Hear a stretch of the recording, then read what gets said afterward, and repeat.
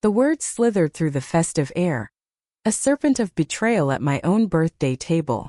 While I distract her, you go to her house and change the locks. They landed in my ear, cold and precise, spoken not by a stranger, but by my own son Leo.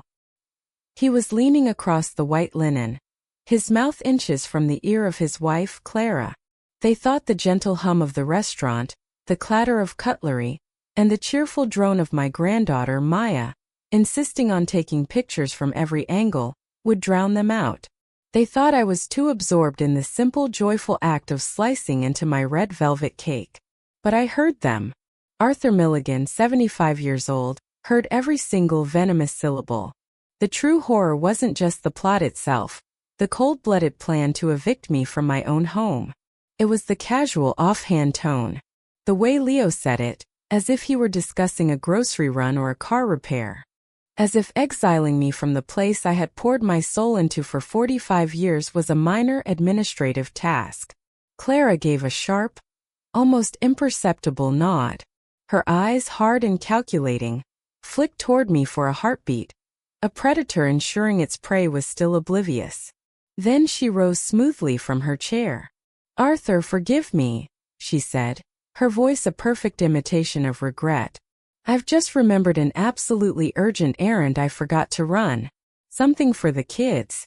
I'll be back before coffee, I promise." I didn't even process the lie she concocted. My mind was reeling, trapped between the smiling facade of the birthday grandfather and the icy reality crashing down around him. I watched her walk away, her heels clicking a staccato rhythm on the polished floor. She didn't look back, but Leo did. He raised his wine glass toward her retreating form in a subtle, silent toast. A signal. The plan was in motion. 53 minutes. That's how long she was gone. During that time, Leo deployed a campaign of distraction with military precision. He showered me with attention, his concern a sickening pantomime. "Dad, look at these," he said, shoving his phone in my face, a slideshow of my grandsons Liam and Noah. "Look how big Liam's gotten. His coach says he might make the travel team. I saw them every Sunday. I'd been at his game just 3 days prior. Are you keeping up with your medication, Dad?" He pressed on, his voice dripping with faux solicitude. "Your blood pressure okay? You look a little tired. That house is too much for you, all those stairs. We've talked about this." Every question was a calculated probe. Every smile was a mask expertly applied. Maya, bless her innocent heart, chattered away about her art degree and a backpacking trip she was planning across Europe, completely unaware of the silent, brutal drama unfolding beside her. And I played my part. I was the doddering, grateful old man. I nodded at the photos. I laughed at Maya's stories. I ate the food they put in front of me. Externally, I was the picture of serene, elderly contentment. Internally, a clock was ticking in my soul. Each passing minute was a fresh wound, a reminder that at that very moment, my daughter-in-law was at my home, orchestrating my lockout. They weren't just planning to steal my house. They were treating me as if I were already a ghost, an inconvenient memory to be erased. But there was something Leo, in his arrogant certainty, had failed to consider. Something Clara was about to discover in the most jarring way possible. When she finally returned, her entrance was nothing like her exit. She moved like a sleepwalker, her face the color of chalk. Her hands, usually so composed, trembled violently as she gripped the back of her chair. A fine sheen of sweat glistened on her forehead despite the restaurant's cool, conditioned air. Leo was on his feet instantly. "Clara? What's wrong? What took so long?" His voice was a tight wire of alarm. Clara's eyes found me. Then they darted to Leo. Then back to me. In them I saw an emotion I had never witnessed in her before. Raw, unvarnished fear, mixed with a dawning, terrible understanding. She opened her mouth, but no sound came out. She tried again, the words emerging strangled and breathless. "Something's wrong. Your father, the house." She collapsed into the chair as if her bones had dissolved. Leo leaned in, his voice a harsh whisper meant to shield Maya and me from the truth. But I was listening. I was listening with every fiber of my being. What do you mean, something's wrong? He hissed. Did you do it? Did you change the locks? I went there, Leo, Clara gasped, running a hand over her face. I went with the locksmith you recommended. But when we got there, the house, it isn't your father's anymore. The silence at our table became a physical entity, thick and heavy. What are you talking about? Leo's voice was dangerously low. There are new owners. A young family. They were inside living there. They showed me the paperwork, Leo. All of it legal, signed before a notary. The sale closed 4 weeks ago. The deafening silence returned. Leo froze, his wine glass suspended halfway to his lips. I watched the information detonate behind his eyes, saw his brain frantically trying to recalibrate a reality that had just shattered. Slowly, very slowly, his gaze pivoted and landed on me. I was still smiling, calm, serene.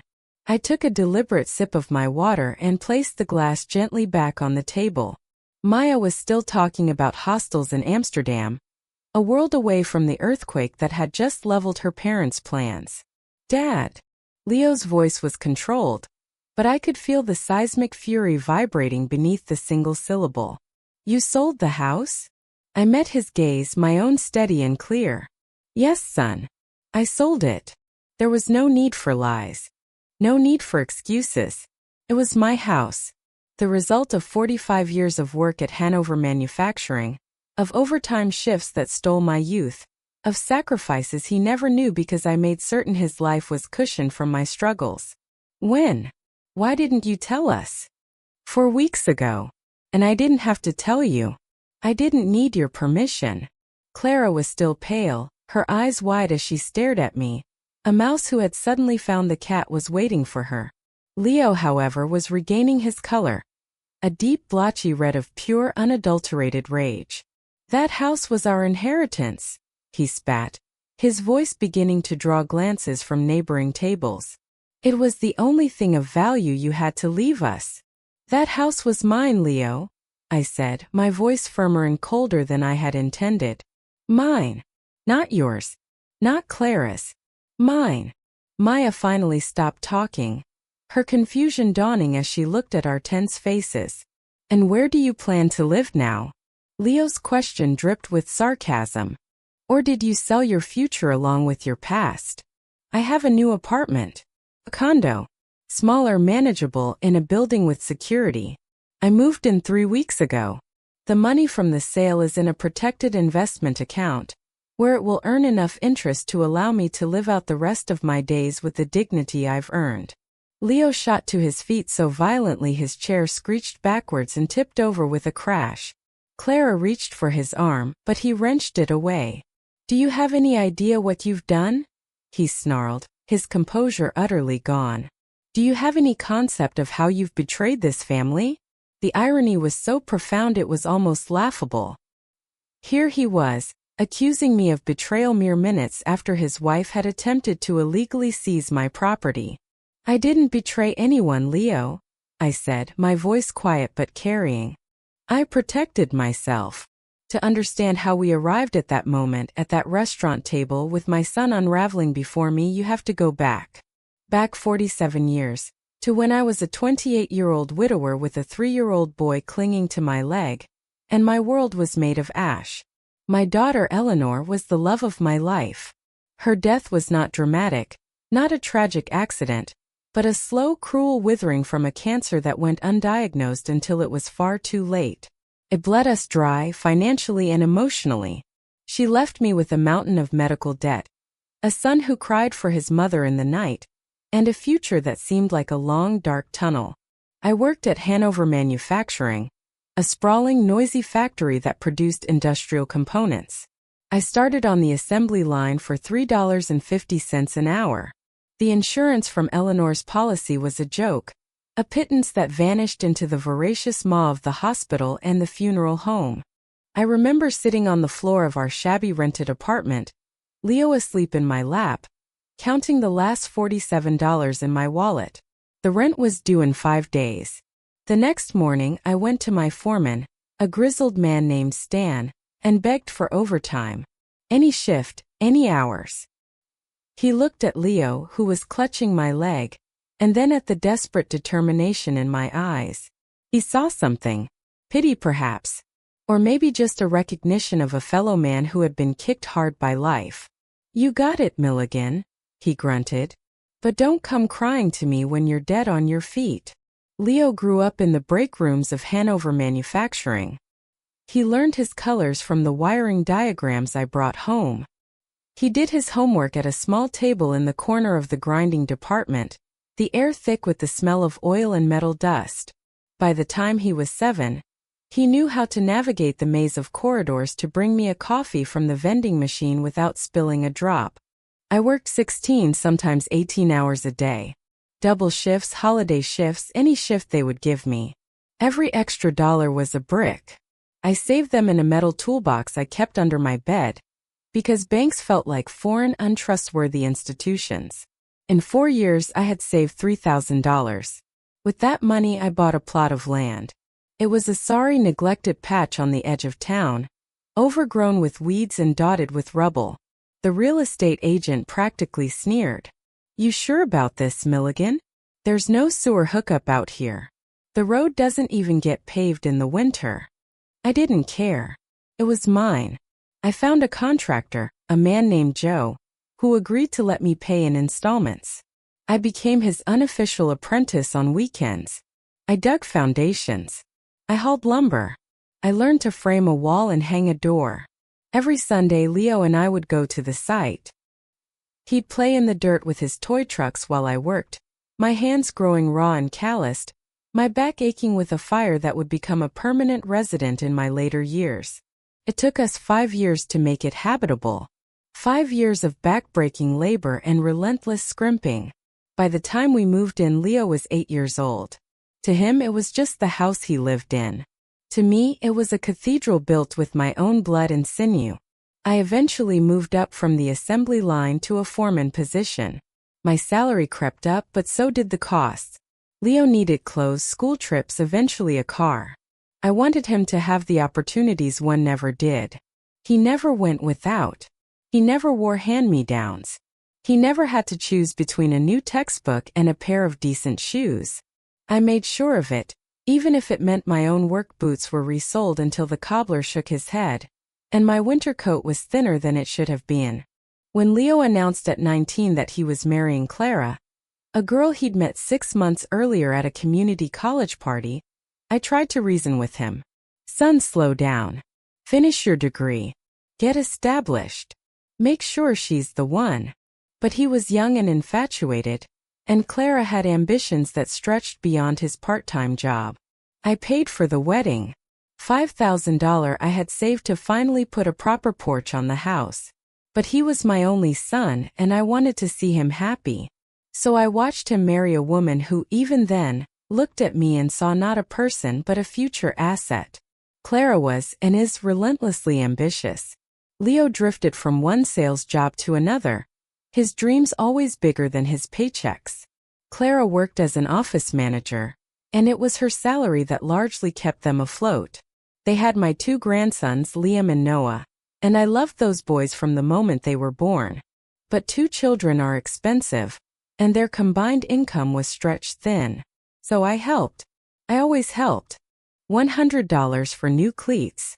$200 for a school trip. I paid for dental work, for car repairs, for the countless small emergencies that punctuate family life. Leo's hand was always out, but the word thanks seemed to have been erased from his vocabulary. It was simply expected, my subsidy a permanent, unacknowledged line in their monthly budget. But the house was always mine. That was the unshakable foundation of my life. It was in my name, paid for with the currency of my lost youth and broken sleep. Until the letter arrived from my late wife's brother, a man I hadn't seen or heard from in over 30 years. His name was Walter, and he arrived not with a friendly hello, but with a lawyer and a lawsuit. He claimed that the land my house was built on had been partially owned by his father, my father-in-law, and that the inheritance had never been legally settled after Eleanor's death. He demanded I either pay him $75,000 for his share, or sell the property and give him half the proceeds. It was a lie, a brazen attempt at extortion, but he had forged documents that looked convincing enough to cause trouble. I spent 2 years in and out of court. 2 years paying a lawyer with money I drained from my retirement fund. 2 years of sleepless nights, the stress a constant, grinding weight on my chest. During all this, Leo was curiously detached. He never offered to help with the legal fees. He never asked how I was holding up. He would visit, his questions always circling the lawsuit. What are the chances, Dad? What did the lawyers say? Could you really lose the house? Now I understand his morbid fascination. He wasn't worried for me. He was taking inventory of an inheritance he feared was slipping away. The judge saw through Walter's crude forgeries. The ruling was unequivocal. The property was 100% mine, free and clear. The legal battle had cost me $40,000 in 2 years of my life, but I had won. When I walked out of the courthouse a free man, Leo didn't clap me on the back. He didn't celebrate. He looked at me with an expression I couldn't quite place at the time. It was only later I identified it. Bitter disappointment. He was disappointed that I had held on, that his payday had been delayed. The months after the court victory were a masterclass in subtle manipulation. Leo and Clara's visits became more frequent, their concern a carefully staged performance. They would arrive on Sunday afternoons, their smiles a little too bright. Just thought we'd check on you, Dad. The boys missed their grandpa. But I noticed things. The way Clara's eyes would catalog the furniture, the art, the very fixtures of the house. The way Leo would casually bring up property values. Houses on this street are going for over $300,000 now, Dad. It's amazing. The conversations that would halt abruptly when I entered the room. The turning point came one afternoon when I was in the kitchen, making them iced tea. The window over the sink was open, and their voices from the back patio carried with perfect, cruel clarity. He's 75, Leo. We can't just wait for nature to take its course. Clara's voice was cold, analytical. I know, but what can we do? He's healthier than I am. Leo sounded weary, as if my continued existence was a personal inconvenience. The house is ours. It's Liam and Noah's future. We're paying a mortgage on that cramped townhouse when we could be living here mortgage-free. I know, Clara. But he's stubborn. You saw how he fought Uncle Walter. Then we need to be smarter than Walter, she said, her voice dropping to a conspiratorial whisper. We need to convince him it's his idea. That moving in with us is for his own good. We get him out of here, rent the place out for him, and then we make the transition permanent. I poured the tea with hands that trembled with a mixture of heartbreak and rage. Each word was a nail in the coffin of our relationship. It wasn't the desire for the house that eviscerated me. It was the cold, calculated treachery. They weren't just waiting for me to die. They were planning to usher me into a gilded cage. I carried the tray outside, my face a placid mask. They smiled, took their glasses, and asked about the neighbor's dog. The performance continued. The campaign intensified. Clara brought me brochures for assisted living communities. They have so many activities, Arthur. You wouldn't be lonely. Leo started talking about the dangers of living alone. One fall, Dad, that's all it takes. Stairs are a death trap at your age. The words "at your age" became a mantra. A constant, subtle reinforcement of my supposed decline. But the final chilling confirmation came 3 months before my birthday. I had gone to their townhouse to drop off a birthday present for Liam. The front door was unlocked. I called out, but no one answered. From Leo's home office, I heard the tinny sound of a speakerphone. So the key is a documented incident. A strange professional voice was saying. A hospitalization, a confusion episode. Something that creates a paper trail of incapacity. And then we file for temporary guardianship? Leo asked. Precisely, the voice replied. We present evidence that he is a danger to himself or his assets. Neighbors' statements about forgetfulness. maybe a missed medication leading to a minor health scare. A judge can be very receptive to a petition from a concerned only child. And our fees? Clara asked, all business. A $5,000 retainer. Another $5,000 upon successful granting of guardianship. A small price to secure a $300,000 asset. I left without a sound, the gift still in my hand. I drove home in a blind haze, my mind reeling. My own son was hiring a lawyer to have me declared incompetent. They were planning to manufacture evidence, to bribe neighbors, to orchestrate a legal coup. I didn't sleep that night. I sat in my living room, surrounded by the ghosts of my past, and made a decision. I would not be their victim. I would not wait for their trap to spring. The next morning, I called a real estate agent recommended by an old friend from Hanover. Her name was Susan Blake, a no-nonsense woman in her 50s. Mr. Milligan, this is a great property. In this market, I can list it for $325,000. We could have it sold in a month. I need it done quickly and quietly, Susan. She gave me a knowing look. Understood. Family. You could say that. She nodded. I've seen it before. Grown children with their hands out, counting their chickens before they've hatched. Let's get this done. I signed the papers that afternoon. The decision was agonizing. This house was my life's work. But it was also a target on my back. Letting it go was my only path to freedom. Simultaneously, Susan helped me find a new place. A secure modern condo in a building downtown, filled with other active seniors. It had an elevator, a 24-hour concierge, and no memories. I signed the lease and paid 3 months up front. For the next 3 weeks, I lived a double life. By day, the kindly, slightly forgetful father. By night, a stealthy mover packing a lifetime into boxes, deciding what to keep and what to shed. I hired movers with cash and had everything transferred to the new condo on a day I knew Leo and Clara would be at work. The sale went through smoothly. The buyers were a young couple, ecstatic to start their life in a home filled with good bones and great energy. The wire transfer hit my account. $318,000 after fees. I met with a financial advisor the same day, setting up annuities and protected accounts. The money was now out of reach, working for me, ensuring my independence until my last breath. I left my old phone number active, a decoy. Leo's messages grew increasingly frantic as he realized I wasn't at the house.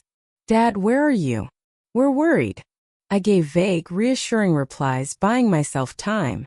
The stage was set. The only thing left was to wait for the curtain to rise on their play. And I knew exactly when it would. At my birthday lunch, where they would make their move, confident of their victory. They never imagined the old man had already written a different ending. The silence in the restaurant after my confession was absolute. Leo stood there, trembling, his planned future evaporating before his eyes. Clara looked like she'd been slapped. Maya stared, her youthful worldview cracking. You, Leo stammered, unable to form a coherent sentence. I protected myself, Leo, I repeated, my voice calm amidst his storm. From you. The dam broke. All his pent-up fury and entitlement came pouring out. That money is ours. We deserve it. We've put up with you for years, listening to your stories, humoring you. That was our payment. That house was the only thing you were ever good for. His words hung in the air, ugly and final. There was no coming back from that. No apology could ever erase the pure, unvarnished truth he had just spat at me. I looked at him, my son, and felt a profound, sorrowful pity. Not for the loss of his inheritance, but for the small, mean man he had become. I placed my napkin on the table. Maya, I said, my voice soft. Thank you for the birthday wishes. I turned and walked away. I didn't look back. I walked out of the restaurant, out of their lives, and into the bright, uncertain freedom of my own. The fallout was swift. Leo, true to his word, filed for guardianship. The hearing was a formality. My lawyer presented the psychological evaluation. Mr. Milligan shows no signs of cognitive decline. The social worker's report. he lives independently and capably, and the meticulous financial records. The judge took one look at the evidence, compared it to Leo's baseless, venomous claims, and dismissed the petition with prejudice. I heard through Maya that Leo and Clara had to downsize dramatically. The fantasy life they had built on the foundation of my house crumbled, forcing them to confront the reality of their own means. It was a harsh lesson, but one they had brought upon themselves. That was a year ago. Today I am sitting in my condo looking out at the city lights. The silence here is not the silence of loneliness but of peace. I have friends here. I've taken up woodworking, a hobby I never had time for, and I'm making a beautiful jewelry box for Maya. The money is safe providing for me. The past is just that, the past. I don't hate Leo. The anger has burned away, leaving behind a quiet, permanent sadness. I miss the boy he was, but I have no room for the man he became. My phone buzzes. It's a message from Maya. It's a picture of her smiling, holding up a painting she just finished. She writes, "Thinking of you, Grandpa. Love you." I smile. It is enough. More than enough. I learned that a house is just wood and brick. A home is the piece you build inside yourself. And at 76, I have finally come home. This response is AI generated for reference only. Continue writing more 5th and 6th chapters. 6th chapter should be the end. The year that followed the hearing was one of quiet recalibration. The initial furious volley of text messages and voicemails from Leo dwindled to a trickle, and then, blessedly, to silence. The war was over. I had won my peace, but victory, I discovered, was a solitary territory.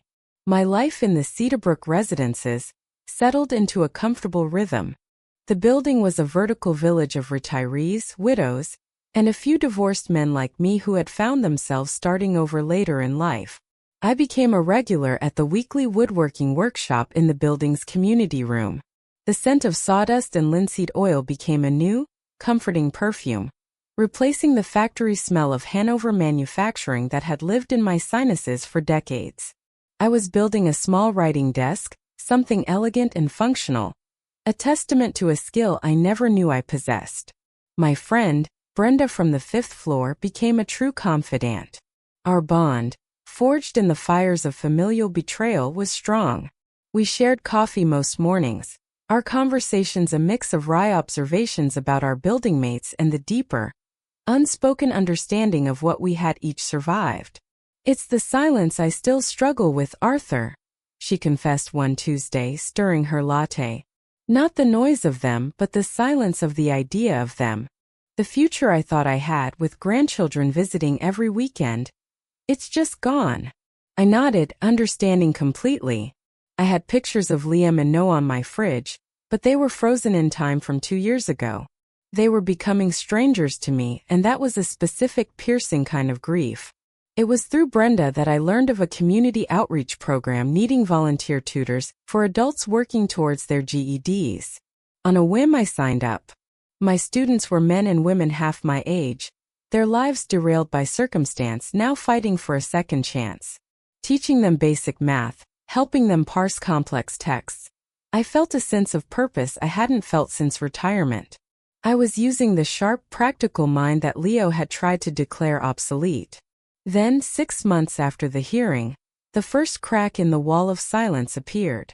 It was an email. Not from Leo but from Clara. "Arthur, I know I have no right to write to you. I don't expect a reply, or your forgiveness. I'm writing because the boys are asking about you. Liam is applying to colleges, and he has to write an essay about a person who has influenced him. He mentioned you. He remembers you teaching him how to fix a loose hinge on his door, showing him how to measure twice and cut once. It mattered to him. We are struggling. The guardianship hearing left us with significant legal debts. Leo is working 2 jobs, and I've taken on extra freelance work. It's a humbling experience. I am not telling you this to ask for anything. I just feel you should know that your actions had consequences, and we are living them. Noah has your old toolbox. He treasures it. Clara, I read the email 3 times. It was a masterpiece of mixed messages. Part olive branch, part accusation, and a hefty dose of emotional manipulation. Your actions had consequences. The sheer audacity took my breath away. Yet, nestled in the poison were the only things that could still touch me, my grandsons. I didn't reply. But I thought about it. I thought about Liam, a young man on the cusp of his future, remembering a lesson from his grandfather. I thought about Noah, a quiet boy, cherishing a box of rusty tools. They were the innocent casualties in this war their parents had started. A week later, my doorbell rang. The concierge had not called up, which was unusual. I looked through the peephole and felt my heart stutter. It was Maya. I opened the door. She stood there, looking older, more woman than girl, her eyes red-rimmed. "Grandpa," she said, her voice thick. "Can I come in?" I stepped aside. She walked in, her eyes scanning my apartment, taking in the woodworking projects, the books, the view. "It's nice here," she said softly. "It feels like you." We sat in silence for a moment. "I saw Mom and Dad last night," she began, twisting her hands in her lap. "It was bad. They were fighting about money. Really fighting. Dad said. He said you ruined them." I stayed silent, letting her talk. "But then I asked them point blank if it was true. What you said in the restaurant. About them planning to change the locks." She looked at me, her eyes pleading for a denial. "Dad didn't say anything. He just looked at the floor. And Mom." She started crying and said they were desperate, that they were only thinking of Liam and Noah's future, that you were being selfish. She took a shaky breath. "I love my parents, Grandpa, but I'm not a kid anymore. I know what I heard that day, and I see what they're like now. They're not sad they hurt you. They're just mad they lost." Her words were a painful balm. It was a validation I hadn't known I needed. "Why are you telling me this, Maya?" "Because I miss you," she said, tears finally spilling over. "And because I think Liam and Noah need you. They don't understand any of this. They just know their grandpa is gone." After she left, I felt the carefully constructed walls around my heart begin to soften. The anger towards Leo and Clara was a cold, dead thing. But the love for my grandchildren was very much alive. Could I find a way to reach them without reopening the door to their parents' poison? The answer came in the form of a formal letter from a lawyer, but not mine. It was from Leo's lawyer, Henry Fisher. My first instinct was a cold dread, assuming a new legal assault. But the content was startlingly different. "Dear Mr. Milligan, I am writing at the direction of my client, Mr. Leo Milligan. He has instructed me to inform you that he is withdrawing all previous legal claims and petitions, and will initiate no further action regarding your person or assets. He has further instructed me to convey the following message, which he wishes to be entered into the legal record. Father, I was wrong. My actions were motivated by greed and fear, and I failed to see you as a person, only as a provider. I am sorry for the pain I have caused.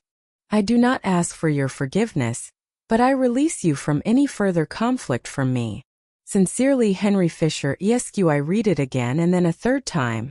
It was an admission, a surrender. It lacked warmth, but it held a stark, legalistic integrity. It was the most honest communication I had received from my son in a decade. It was not an invitation to reconcile, but it was a cessation of hostilities. It was perhaps the only kind of peace we were capable of. That night I made a decision. I wrote a short, simple email to Clara, copying Maya. "Clara, thank you for your email. Please pass this message to Liam and Noah. Your grandfather is proud of you both and thinks of you often. If you ever wish to write to me, you can use this email address.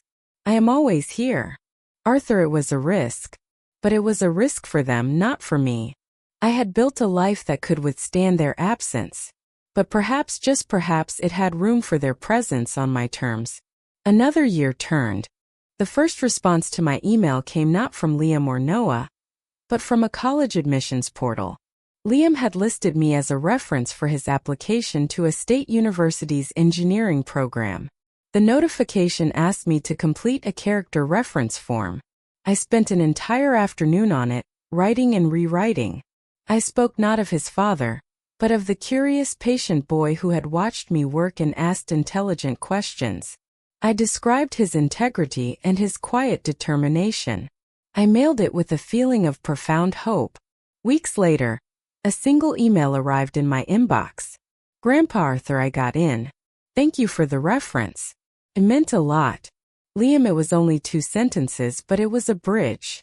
A fragile new thing spanning a chasm of silence. After that, Noah began sending me pictures. Blurry photos of a birdhouse he was building in shop class, then a small bookshelf. He would ask questions. How do I get this stain even? The door is sticking, what should I do? Our relationship, once based on hugs and bedtime stories, was being rebuilt on the solid ground of shared practical knowledge. It was a language we both understood. I never saw or spoke to Leo or Clara. Maya was my sole, tenuous link, and she respected the unspoken boundaries, sharing news but never acting as an intermediary. She told me that Leo had taken a stable, if unglamorous, job as a facilities manager, and that Clara had started a small business from home. They were, it seemed, finally building something for themselves, rather than waiting to inherit it. On my 77th birthday, I did not have a party. I told Brenda and my other friends I needed a quiet day. In the morning, I put the final coat of varnish on the writing desk I had built. It was beautiful, the grain of the oak flowing like captured honey. It was for Maya, a gift for her new apartment. In the afternoon, I took a drive. I didn't plan the route, but my hands on the wheel seemed to know the way. I found myself parked across the street from my old house. It looked different. The new owners had painted the shutters a cheerful blue. A sleek modern playset stood in the yard where my old oak tree had once shaded Leo's swing. A woman I didn't recognize was gardening in the front bed, the same spot where Eleanor had planted her roses a lifetime ago. She looked up, saw me, and offered a friendly, questioning wave. I waved back, a brief, neutral gesture, and drove away. There was no pain, no longing. The house was just a structure again. The memories were mine to keep, but they no longer owned me. I had feared that selling it would be like losing Eleanor all over again, but I realized now I had been wrong. She wasn't in those walls. She was in the man I had become because I had loved her. She was in the strength I found to raise our son, and in the courage I had finally found to save myself from him. That evening, back in my condo, I poured a small glass of whiskey and stood at my window, as had become my ritual. The city was a tapestry of light, each one a story, a life. My phone buzzed. It was a 3-way video call. Maya had initiated it. When I answered, her smiling face was joined by 2 others. Liam looking older and more serious, and Noah beaming. "Happy birthday, Grandpa," they said in clumsy unison. We talked for 20 minutes. They told me about school, about their projects. I told them about the desk I built for Maya. The conversation was a little stiff, the road between us still under construction, but it was real. It was a beginning. When the call ended, the silence in my apartment felt different. It was no longer just the silence of peace, but a silence filled with potential. I looked around my home. At the well-stocked bookshelf, the projects in various states of completion, the comfortable chair by the window. This was not the life I had imagined for my golden years. It was not the life of a beloved patriarch, surrounded by a bustling family. It was quieter, smaller in scale, but it was entirely, authentically mine. I had learned that the measure of a life is not in the property you accumulate, or even solely in the family you raise. It is in the integrity you maintain when tested. It is in the courage to start over no matter your age.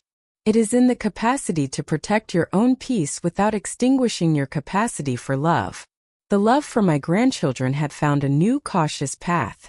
The conflict with my son had ended not with a bang, but with a legal letter and a lifetime of unspoken regret.